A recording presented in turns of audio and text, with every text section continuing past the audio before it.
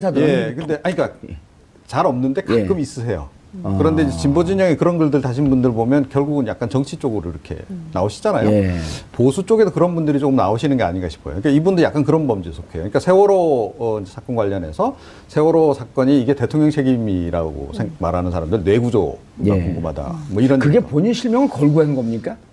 댓글을 어떻게 본인, 알아진 거예요, 그게? 본인 실명을 걸지 않고는 그게 확인이 안 되죠. 그렇죠. 사실은. 예, 그러니까 지금 뭐 그 보도가 정확하다면 본인 실명을 걸었을 가능성이 높은 거죠. 그러니까 이제 확인이 된 게 그 11월 14일 날 작년 11월 14일 날 인터넷 사이트 뭐 따뜻한 커피라고 하는 사이트가 있다는데 이게 이제 일베 소위 말하는 일베들이 이제 옹호하는 그런 주장 속에 하나 나온 거예요. 이 성창업 부장판사가 따뜻한 커피라고 하는 게 좀 보수 진영의 분들이 모여 있는 데인가요? 네, 거기에서 그 인터넷 카페 같은 데인가 봐요. 저도 정확히는 모르겠어요. 어쨌든 거기다 글을 썼는데 뭐라고 썼냐면 세월호 책임 대통령이라고 주장하는 사람들 뇌구조를 한번 뭐 알아보고 싶다. 제가 전화 한번 해볼까요? 내 뇌구조를 보라고? 그러면서 뭐 당신 집 강아지가 죽어도 대통령 책임이냐. 근데 이재명 시장한테도 막 폭언을 했죠. 이재명 시장, 당신네 그 시에 있는 사람이 교통사고 나면 이재명 너 책임이냐. 그런 얘기까지 썼다는 거예요. 책임 아니에요? 아니, 나 우리 집 개가 죽으면 내 책임으로 보이는데?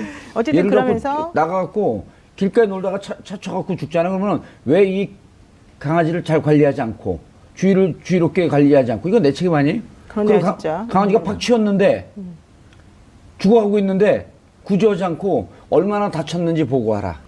당신 집 강아지가 죽어도 당신 책임인 건 맞지만 대통령 책임은 아니다라는 거죠. 아니죠. 대통령은 그렇게 따지면 국민의 대통령이 어버이처럼 굴었잖아요. 그럼 국민이 문제가 되게 되면 대통령 책임이죠. 그러니까 헌법에서 생명권 보호 의무가 있는 거 아니에요. 전문에. 그러니까 그게 이제 국민의 상식이고. 그건 군국주의 시대 때 얘기지. 이 판사님께서는 저 오늘 이 구속 영장 여부를 구속 여부를 결정하신 이 판사님께서는 그렇게 생각 안 하신다는 거죠. 그러니까 그럼 헌법 전문에 생명 보호의 의무를 국민 생명 보호의 의무를 왜 놓죠? 그러니까 일반 국민의 생각하고는 상식하고는 약간 동떨어진 생각을 하고 계시는 데다가 글의 성향으로 봐서는 매우 극우적인 성향의 인물로 딱 추정이 되는 거죠. 아니 김선일 씨 사고 났을 때 박근혜 당시 한나라당 대표가 이랬잖아요.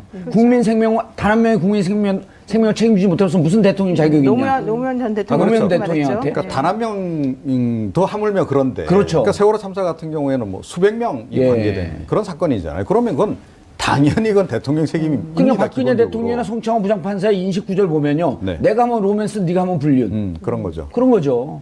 세월호 참사를 교통사고에 비유한다는 것 자체가 난센스죠.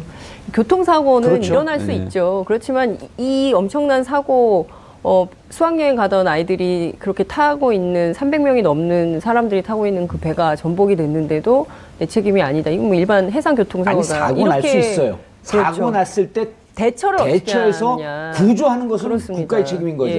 그 얘기를 하고 있는 건데 전혀 지금 딴다리를 긁고 계시는 거죠. 그런데 이 판사님께서는 이제 그 구조 부분. 죄송합니다. 아니 여기다 이렇게 세워놓으세요. 요 판사님께서. 요 판사님께서. 멀쩡한 변호사를 죄송합니다. 그러니까 고 판사님께서는 오늘 윗대가리서부터 계속 쏠리시네. 그 판사님께서는 그 부분도 해양경찰청장 책임이지 이게 무슨 대통령 책임이냐라고 주장을 하셨어요. 글을 쓰셨어요. 해양경찰 책임. 해양경찰청장은 누가 임명했죠?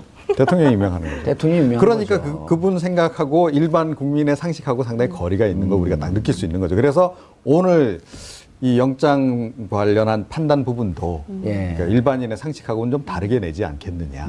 그래서 지금 우려를 하는 겁니다. 노 변호사님 예전에 제가 이제 캐나다의 한 소송 사례를 봤는데 제가 이제 사법고심 패스하지 않았지만 그런 특이한 건 잘 봅니다. 건널목에서요 열차가 오는데 모르고 지나가려고 하다가 틀었어요. 브레이크를 못 잡고. 그래서 그 옆에 있는 공중전화 박스를 받고 대형 사고가 났습니다. 그러니까 국가 상대로 해갖고 제가 기억하기엔 1,000만 불이 넘는 소송을 걸었는데 그 자리에 공중전화 박스가 있어야 될 위치에 있지 않았는데 왜 거기다 설치했냐? 이거 국가의 책임이다. 국가가 졌습니다. 그건 캐나다니까 가능하죠. 우리나라는 민주화된 국가에서. 그러니까 우리나라는 사실은 그렇게 소송해봤자 절대 못 이깁니다. 그거는 제가 100% 말씀드릴 수 있습니다. 근데 성창호 부장판사가 한 얘기는 좀 문제가 있는 거죠? 성창호 부장판사가 현직 부장판사가 그러한 식의 매우 민감한 상황에 대해서 그렇게 약간 경솔하게 올리면 안 돼요. 왜냐하면 맞습니다. 그게 그분의 뭐 네. 개인적인 주관이고 아니고를 떠나가지고 일단 판사라고 하는 직업이 가지고 있는 중립적 의무와 객관성이라고 하는 것을 사람들이 담보할 수 있게끔 믿을 수 있게끔 해줘야 되는 거거든요. 근데 본인의 생각이 그렇게 돼 있는 것 자체를 우리가 뭐라고 할 수는 없겠지만 그렇게 그런 식으로 노출시키는 건, 것은 예. 옳지 않죠. 이 박사님, 저는요, 그 후배들 중에 검사들하고는 술을 가끔씩 마셔도 판사하고는 잘 안 먹습니다. 그 이유가요? 우리가 막 떠들어도 판사들은 끝까지 입을 다물고 있어요. 그럼 압니다. 마지막에 제가 어떤 건지. 예. 한마디 정리하고 자기가 술집에서도 판사인 줄 알아요. 그럼 뒤통수 딱 때리거든요. 그냥 여기서 술 마셔. 네가 정리하는 마지막 말이 모든 것에 정리라고 착각하지 마라. 지금 정확한 말씀하신 건데 판사는 양쪽의 옳고 그름을 아는 중립적 위치에 있기 때문에 설사 그런 생각이 있더라도 이것이 내 생각이 옳은지 그런지 계속 끊임없이 물어야 되는 거거든요. 그 얘기를 왜 저한테 하세요? 판사로 보였어요, 변호사네. 아 오늘 안 되네. 오늘 서로 까칠하네. 아니, 진짜. 아까 저를 공개하고 싶었는데 그러니까. 졌어요. 의문의 2패. 근데 저는 이 얘기를 꼭 하고 싶은데요. 어찌됐든 이번 진행되고 있는 국정농단 사건, 이것은 기본적으로 화이트 칼라 범죄잖아요. 그렇죠. 여기에서 예. 도주 우려가 있는 사람들은 없어요. 그렇다면 증거인멸의 가능성을 가장 가중치를 두고 영장실질심사를 해야 되는데 조희연 판사도 그렇고 이제 성 판사의 경우에는 어떤 결정을 내릴지는 모르겠지만 이를테면은 어떻게 하면 기각할까? 기각의 가능성만 찾아서 이유를 써서 기각을 한다면 국민적 공분은 더 커질 수밖에 없고 그러진 않고 제 판단에는요. 예. 1대1이나 2대0이에요. 둘 다 가거나 한 명 갑니다. 그런 얘기는 다 할 수 있을 것 같아요. 아니요. 둘 다 기각 가능성은. 둘 다 기각 못 한다니까요. 예.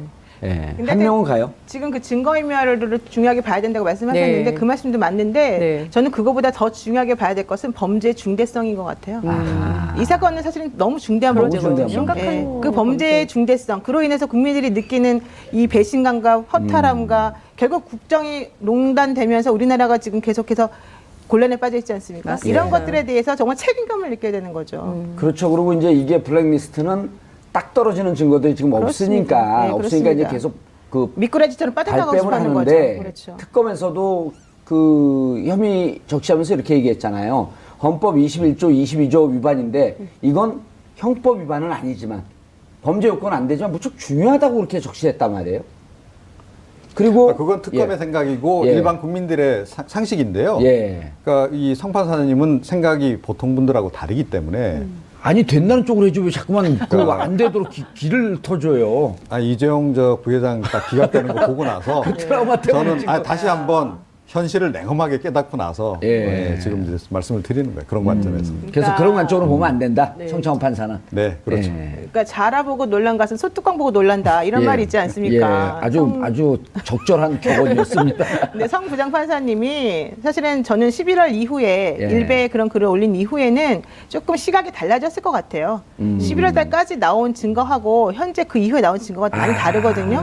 그래서 그리고 또 어제 중요한 포인트네. 예. 이재용 그 부회장의 영장을 기각하면서 내세운 그 5가지 논리를 보셨다면 본인도 아마 그거는 좀 부적절하다라고 하는 생각을 가졌을 것이 틀림이 없어요. 법조인의 입장에서 봤을 때. 솔직히 말씀드리면 이제 이런 변호사라는 걸 떠나갔고 그리고 누구라고 하는 신분을 밝히지 않고 만약에 이제 그 이유를 올려놓고 익명으로 법조계 부장, 판사, 검사, 변호사들이 쭉 댓글을 쓰면 다 부끄럽다고 쓰지 않았을까요? 아, 그렇죠. 그건 정말 우리가 예. 사실 못 써서 그렇지 저도 쓴 적은 없어요. 댓글 같은 걸 한 번도. 근데 만약에 정말로 익명이 보장된다면 아마 정말 창피하다, 미안하다 이런 말을 썼을 것 같아요. 예. 예, 알겠습니다. 그런데 이 얘기를 못했네. 하세요. 뭐. 하세요.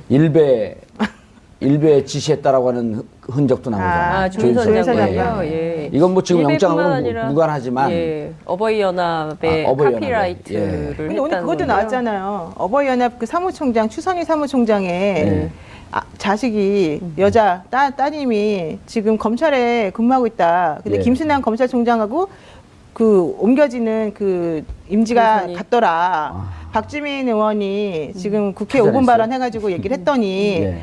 다시 검찰청에서 다시 얘기가 나왔죠. 실무관이 존재하는 건 맞나 봐요. 거기서 일하는 거는 실무관을 일하는 건데 여성 실무관은 하는 일은 기능적인 업무, 커피를 타거나 응대하는 정도의 업무이고 내부적인 내용은 전혀 수사와 관련된 내용을 하지 않기 때문에 박주민 의원이 제기한 그런 의심은 부당하다. 예. 이런 내용으로 대검에서 보도자를 냈습니다. 예. 근데 그걸 떠나서 사실 우리가 보기에는 매우 부적절하죠. 부적절하고 의심스럽지 않습니까? 예. 정유라 입시 부정 얘기했을 때도 처음에는 그렇죠. 특글도 사실과 다르다 이렇게 얘기했어요. 그렇죠. 예. 그러니까 참 의심스러워요, 정말 여러 가지로. 예, 알겠습니다. 오늘 김기춘 전 비서실장, 그다음에 조윤선 장관 영장 발부에 온 국민이 이렇게 관심을 갖던 일도 없었을 것 같습니다. 송창호 부장판사